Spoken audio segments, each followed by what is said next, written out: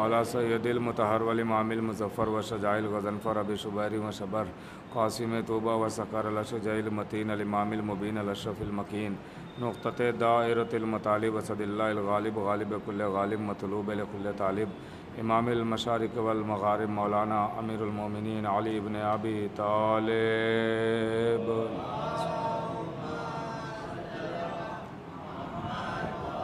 वाला सैयदतिन निसाइल इंसियतिल हरा उम्मिल आइम्मतिन नुक़बाइन नजबा बिन्त खैरिल अंबिया अत्ताहिरतिल मुतहरा अल बतूलिल ज़रा अस्सिद्दीक़ा बिल अक़वाल रज़िया बिल मक़ाला अल मर्ज़िया बिद दलाला राज़िया बिल अदाला सैयदतिन निस्वान हबीबते हबीबिर रहमान फ़ातिमतुज़ ज़हरा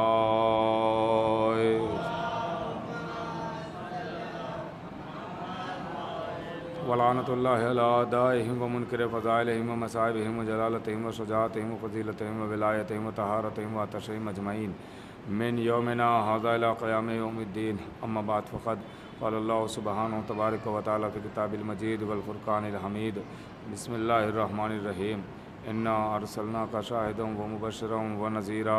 सलावत पढ़े मोहम्मद व आले।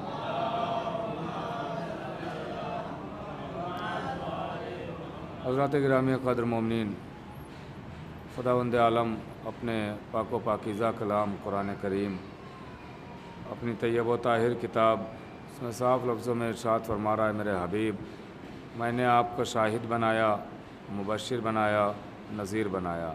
अल्लाह ये अपने हबीब के फ़ज़ाइल बयान कर रहा है, मनाक़िब बयान कर रहा है। मैंने कल अर्ज़ किया था आपकी खिदमत में कि बग़ैर फ़ज़ाइल के कोई चीज़ आप ख़ुद नहीं लेते हैं। तो फ़ज़ाइल की अहमियत को समझें कि जो फ़ज़ाइल मिंबरों से बयान होते हैं इसका सबब क्या है, रीज़न क्या है, वजह क्या है, बाइस क्या है, ये किस वजह से फ़ज़ाइल बयान होते हैं। तो ये फ़ज़ाइल का मकसद सिर्फ़ और सिर्फ ईमान को ताज़ा करना है, यकीन में इजाफ़ा है, अक़ीदे की पुख्तगी के लिए फ़ज़ाइल आले मोहम्मद मिंबरों से बयान होते हैं।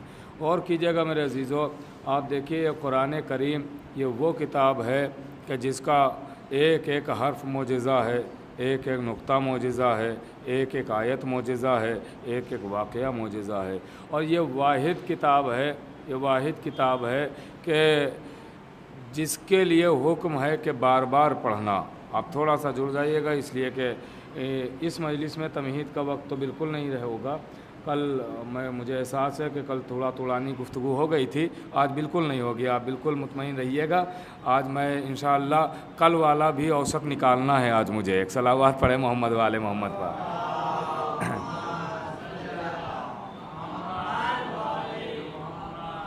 तो गौर कीजिएगा मेरे अजीज़ों, तो कुरान करीम जहाँ पे मैं देखूँगा टाइम हो गया मैं वहीं पे छोड़ दूँगा, भले ही बात अधूरी क्यों ना रह जाए, मैं कल उसको पूरा कर लूँगा, लेकिन आज टाइम बिल्कुल नहीं लूँगा आपका। गौर कीजिएगा मेरे अजीज़ों, तो कुरान करीम कुरान मजीद के ये वाहिद किताब है कि जिसके लिए हुक्म है कि इसे बार बार पढ़ना। हर किताब आप अगर कोई भी किताब उठाएँ और बार बार पढ़ें तो आप पे तंज होगा, ताने कसे जाएंगे कि भाई कैसा जहन है, कैसी याददाश्त है, कैसा हाफिज़ा है कि एक बार में समझ ही में नहीं आ रहा है, बार बार वही किताब पढ़े जा रहे हो, बार बार वही किताब पढ़े जा रहे हो।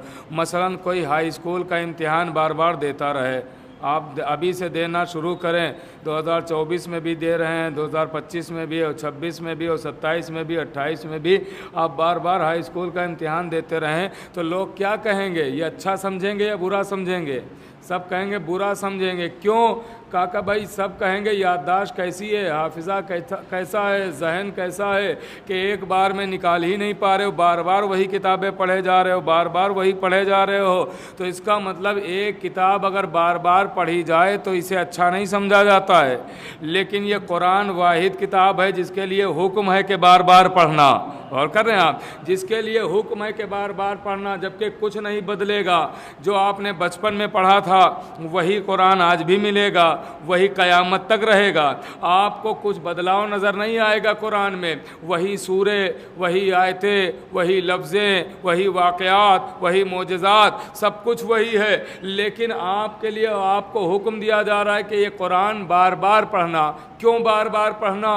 भाई जो बचपन में है, जब एक बार पढ़ लिया है तो फिर अब वही कुरान जवानी में क्यों पढ़ें? चलिए जवानी में पढ़ लिया, अब वही कुरान फिर बुढ़ापे में क्यों पढ़ें? کہا نہیں، بار بار اس لیے پڑھنے کا حکم ہے کیونکہ، اب آپ متوجہ رہیے گا، کیونکہ بار بار اس لیے پڑھنے کا حکم ہے کیونکہ یہ جو قرآن کے واقعات ہیں یہ آپ کے ذہنوں میں بسے رہیں، یہ قرآن کے جو واقعات ہیں یہ آپ کے ذہنوں میں محفوظ رہیں۔ اس سے کیا ہوگا؟ کہا جب آپ آدم کا قصہ پڑھیں گے تو آپ کو سمجھ میں آئے گا کہ آدم کے قصے میں کیا کیا ہے اور شیطان کیسے بنا ہے۔ غور کیجئے گا میں جہاں تک لیے جا رہا ہوں، شیطان کیسے بنا ہے یہ آپ کے ذہن میں رہے گا۔ جب آپ ابراہیم کا قصہ پڑھیں گے تو آپ کو سمجھ میں آئے گا کہ نمرود کیسے بنا ہے۔ جب آپ موسیٰ کا قصہ پڑھیں گے تو سمجھ میں آئے گا کہ فرعون کیسے بنا ہے۔ تو اسی لیے حکم ہے کہ قرآن بار بار پڑھنا، کیوں؟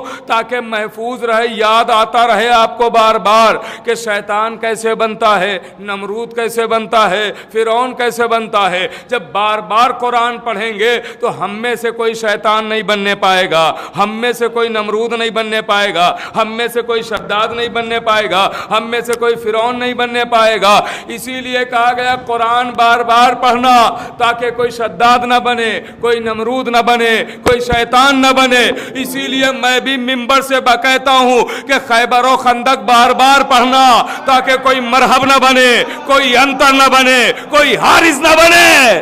ایک صلوات تو بڑے محمد آل محمد پا اور کر رہے ہیں یا علیہ۔ اسی لیے یہ واقعات بھی بار بار پڑھنا چاہیے ہے تاکہ ذہنوں میں محفوظ رہیں۔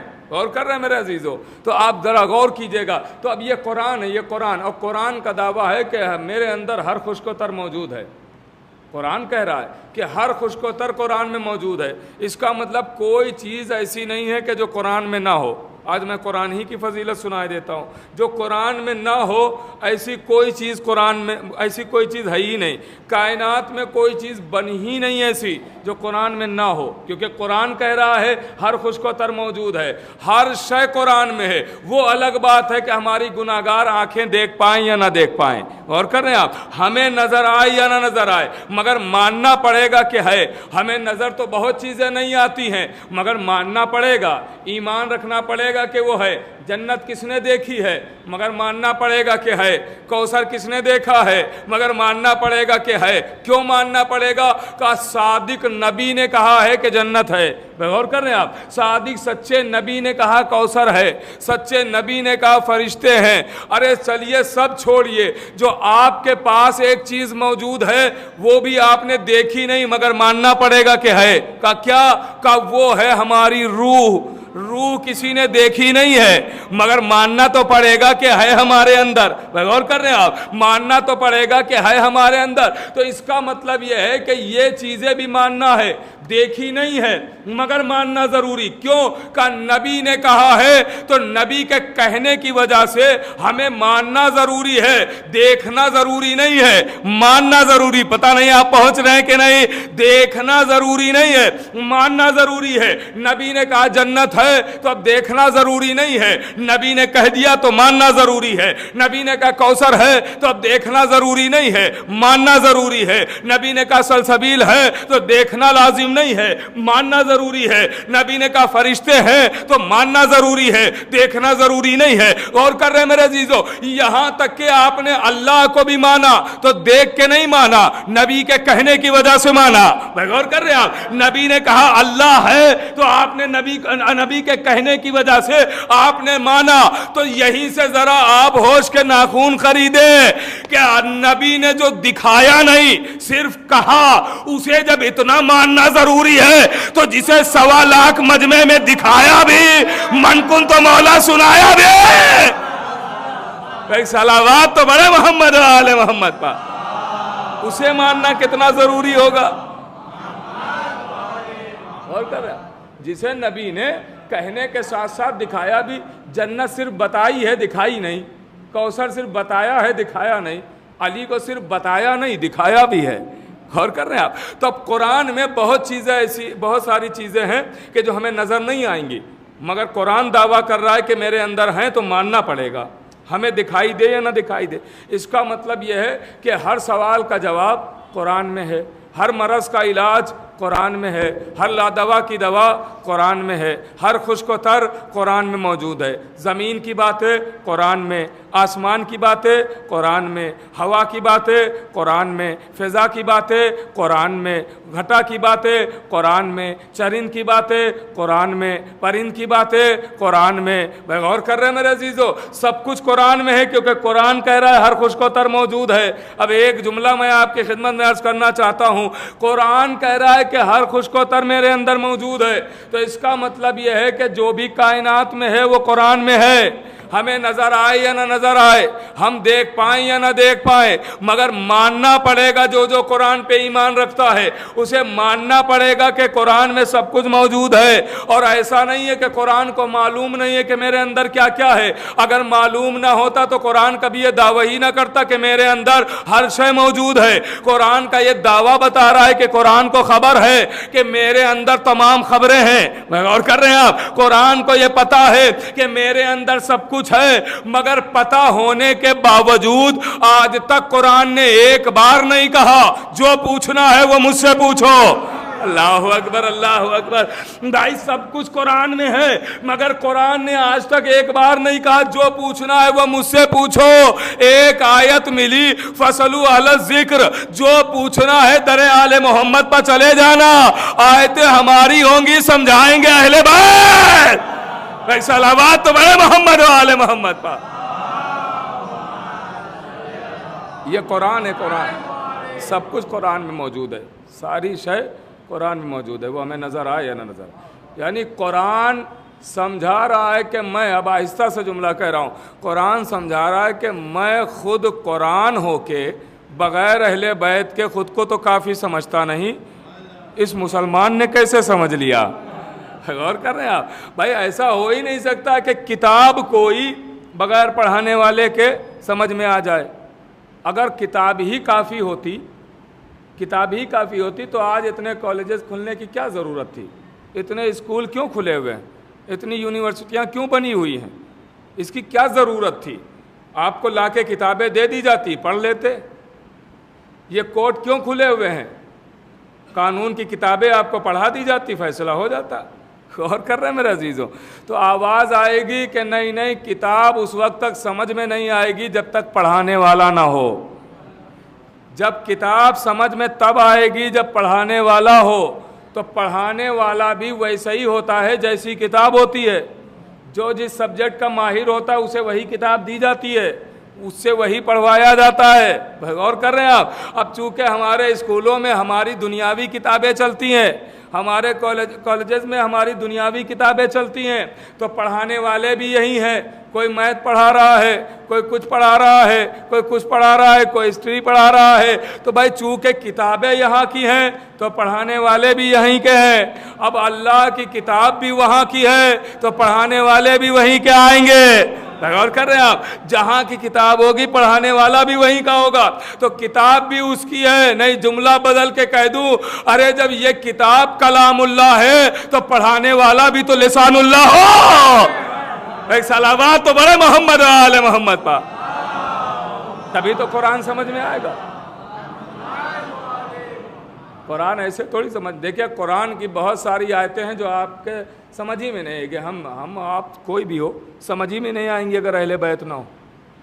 اہل بیت سمجھائیں گے تو سمجھ میں قرآن کی آیتیں آئیں گی، ورنہ بہت ساری ایسی آیتیں ہیں قرآن کی جو آپ سمجھ ہی نہیں پائیں گے، ہم سمجھ ہی نہیں پائیں گے کہ اس کا مقصد کیا ہے، اس کا مطلب کیا ہے۔ وہ بتائیں گے کہ جن کے گھر قرآن ہے بے زبان، قرآن کے پاس زبان نہیں ہے، بولتا نہیں ہے۔ آپ کچھ غلط کریں قرآن ٹوکے گا نہیں، آپ کچھ صحیح کریں قرآن تعریف کرے گا نہیں۔ غور کر رہے ہیں آپ کچھ گناہ کریں قرآن روکے گا نہیں، قرآن بولتا ہی نہیں ہے، قرآن ہے بے زبان۔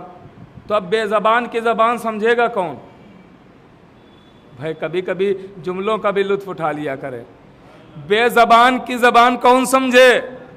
تو بھائی آپ نے بہت سارے افراد آپ سے بھی ایسے ملے ہوں گے جو بیچارے گونگے ہوتے ہیں، بول نہیں پاتے، بے زبان ہوتے ہیں۔ تو کیا ان کی خواہشیں نہیں ہوتی؟ وہ بات نہیں کرتے ہیں؟ بات کرتے ہیں۔ کیسے کرتے ہیں؟ کئی اشاروں میں کرتے ہیں بات۔ تو ان کے اشارے کون سمجھتا ہے؟ بھائی خدا کے لیے تھوڑا سا جاگتے رہیے نا۔ बात को मैं मुख्तसर कर रहा हूँ। उनके इशारे कौन समझता है? एक गूंगा बेज़बान जिसके पास ज़बान नहीं, बोल नहीं पाता, वो जब घर से निकलता है तो अकेला नहीं निकलता है, उसके साथ एक घरवाला भी होता है, और जब घरवाला साथ साथ चलता है तो वो बाहर निकला, आप मिल गए। अब वो गूंगा बेज़बान आपसे बात करना शुरू करता है, ऐसा नहीं वो बात नहीं करता, उसे भी लिबास चाहिए, उसे भी घूमना है, उसे भी खाना है, उसे भी सोना है, उसे भी आपसे बात करना है। गौर कर रहे हैं आप, ख्वाहिशें सब वही हैं, मगर वो ख्वाहिशों का इजहार कैसे करे? कि आप इशारों में करेगा, आपसे खैरियत पूछेगा इशारे में, घर वालों की खैरियत पूछेगा इशारे में, पानी चाहिए इशारे में, खाना चाहिए इशारे में, सवारी इशारे में, घूमना है इशारे में, वो बात करेगा इशारे में। तो अब इस बेज़बान के इशारे समझेगा कौन? तो आप नहीं समझ पाएंगे, हम नहीं समझ पाएंगे, लेकिन ये जो घर से साथ लेके आया है ये उसका बेज़बान का करता है तर्जुमा। गौर कर रहे हैं आप, उस बेज़बान का ये तर्जुमा करता है। उसने खैरियत पूछी, आप नहीं समझ पाए, वो फौरन घर वाला समझ गया कि भाई ये कह रहा है और सब खैरियत है। भाई गौर कर रहे हैं आप, आपने जवाब दिया, आपकी बात उसने उसे भी समझा दी। लीजिए, इसका मतलब ये है कि बेज़बान की ज़बान घर वाले ही समझते हैं। भाई खुदा के लिए थोड़ा जागे, बेज़बान की ज़बान घर वाले ही समझते हैं, गैर नहीं समझ सकता, घर वाले समझेंगे। अब कुरान है बेज़बान, कुरान बोलता नहीं है, तो अब कुरान की ज़बान भी वही समझेंगे जिनके घर कुरान आया। और कर रहे हैं, कुरान की ज़बान भी वही समझते हैं जिनके घर कुरान आया। तो उनसे कुरान लीजिए जो कुरान की ज़बान जानते हैं। कुरान चूँकि बेज़बान है, वो इशारे करता है। गौर कर रहे हैं मेरे अजीज़ों। तो मैं आपकी खिदमत में आहिस्ता आहिस्ता यही बातें आपकी खिदमत में अर्ज़ करूँगा। आज मैंने आपकी खिदमत में सिर्फ कुरान सामित की बात की है, कुरान नातिक की भी बात होती रहेगी, और वही तो अहम मौजू है। इसलिए कि जब तक आप कुरान नातिक तक नहीं पहुँचेंगे, कुरान सामित भी समझ में नहीं आएगा। समझाएगा कौन? आयतें पढ़ेंगे, मतलब कुछ निकाल लेंगे। और कर रहे हैं मेरे अजीज़ों। तो याद रखिएगा, अगर कुरान समझना है तो दर आले मोहम्मद तक आना पड़ेगा, बग़ैर आले मोहम्मद के कुरान समझ में नहीं आएगा।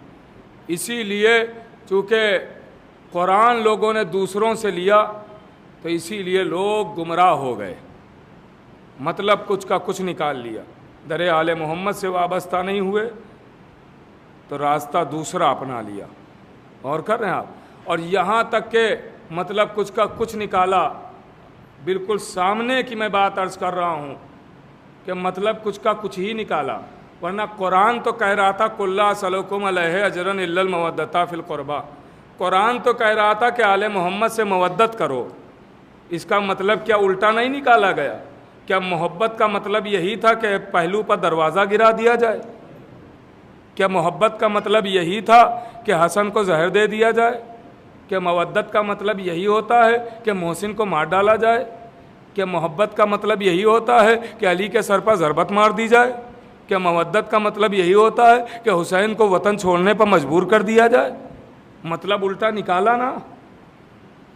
कितना जुल्म किया है आले मोहम्मद पर। कुरान तो कह रहा था मवद्दत अख्तियार करो, कुरान तो कह रहा था मोहब्बत करो, लेकिन लोगों ने उसके बरक्स काम किया, आले मोहम्मद को सताया, और ऐसा सताया, ऐसा परेशान किया कि हुसैन को कहना पड़ा मुझे रोला रोला के मारा गया है।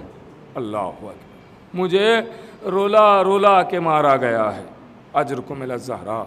मेरे अजीज़ों, मैं आपकी खिदमत में क्या अर्ज़ करूँ, बस इतना सुन लें। आज की वो तारीख़ है कि जिस दिन इमाम हुसैन मंजिल पर पहुँच गए, करबला हुसैन पहुँच गए। तफसील में रात की मजलिस में अर्ज़ करूँगा आपकी खिदमत में।